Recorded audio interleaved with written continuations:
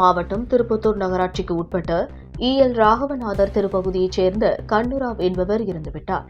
இவருடைய மகன்கள் நரேந்திர ராவ் மற்றும் சுரேந்தர் ராவ் ஆகிய இருவருக்கும் இந்த பகுதியில் பூர்வீக சொத்தான வீடு ஒன்று உள்ளது.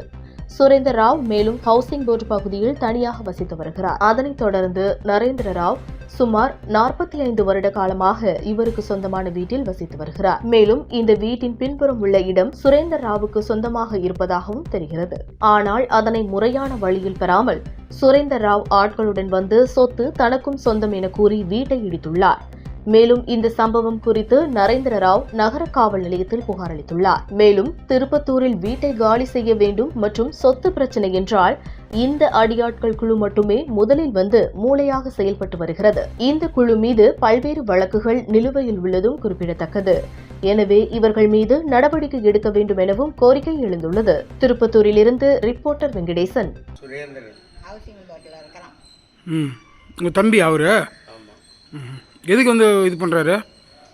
அவர் பாகப்பிரிவினாகி 45 வருஷம் ஆச்சு. இப்போ வந்து எனக்கு எந்த இடம் இருக்குதுன்னு சொல்கிறோம். 4 பேருக்கு வந்திருப்பாங்க. யாரு? எங்களுக்கு எதுவுமே அவங்க சொல்லவே இல்லை. அவங்களே மடமடன் வந்து இடிச்சிட்டாங்க.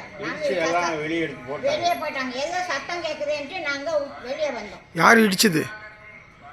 யாருன்னே எங்களுக்கு சரியா தெரியல. மடமடன் 15 பேருக்கு மேலே இருக்கும்.